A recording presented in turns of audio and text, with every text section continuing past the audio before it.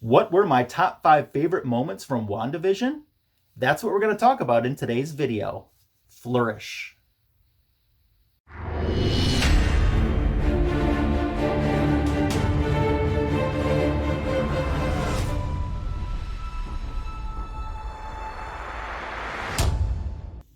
Welcome back to my YouTube channel. If you're new to the channel, hit the subscribe button.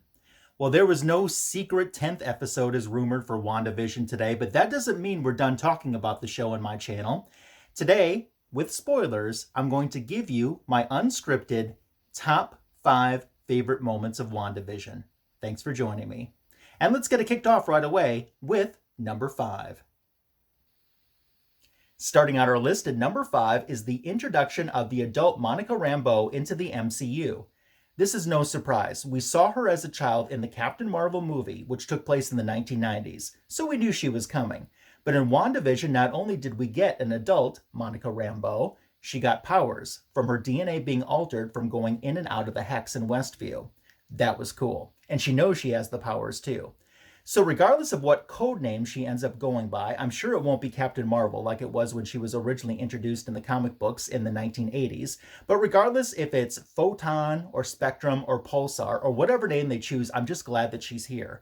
I just hope the next step is to get her a costume, preferably one that looks pretty similar to her original comic book costume, because that's my favorite. Although the more I think about it, her costume hasn't been altered all that much since her original introduction in the Marvel Comics. But I hope that comic book costume and the code name is coming soon, probably in the Captain Marvel 2 movie, and I'm looking forward to that.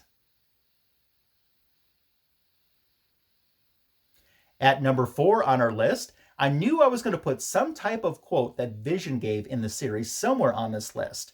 And originally I thought it might have come from the finale episode where Vision and White Vision had such a great introspective conversation with one another. That was so good too.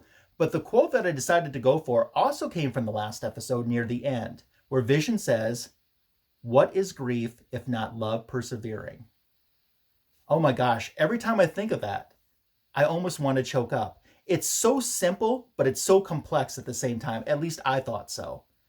And it makes me think of the people that I've lost and how it sticks with you. See, even right now, I'm having a hard time discussing that. And that goes to show how well written that statement is.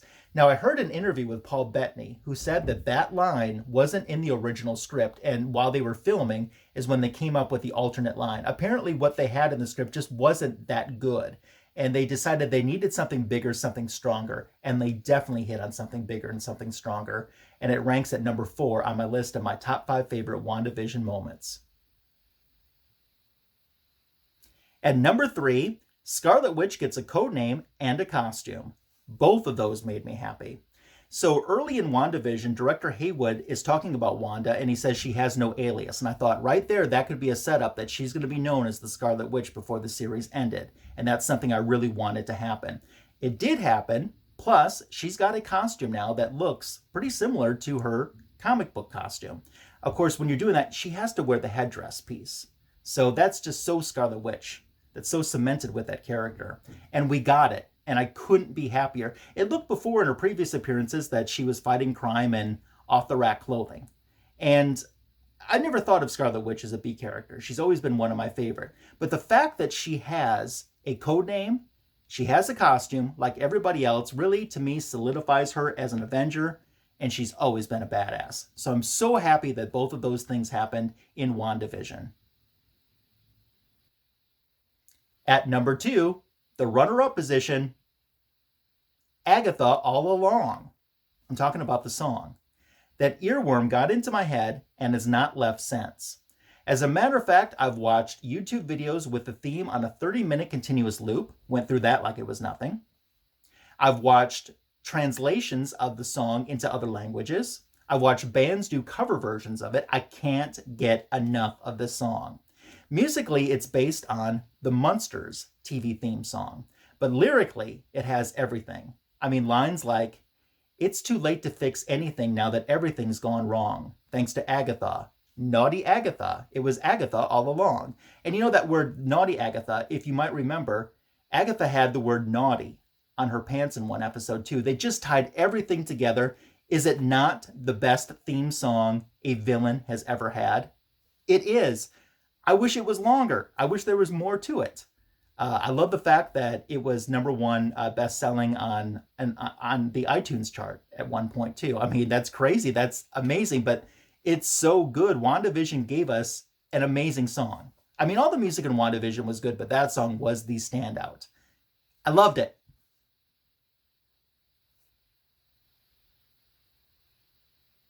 So that brings us to the #1 position in our countdown, my #1 favorite part of WandaVision.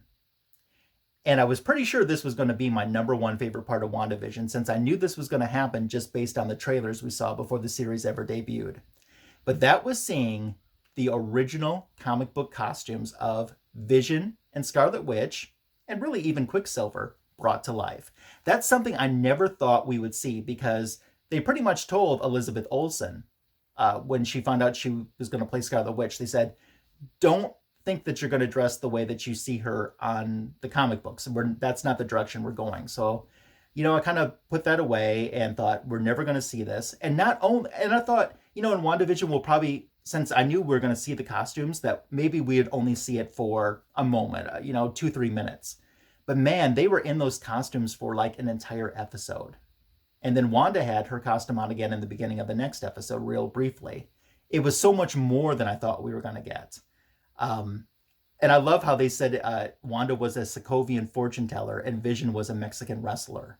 How they explained the looks. Brilliant.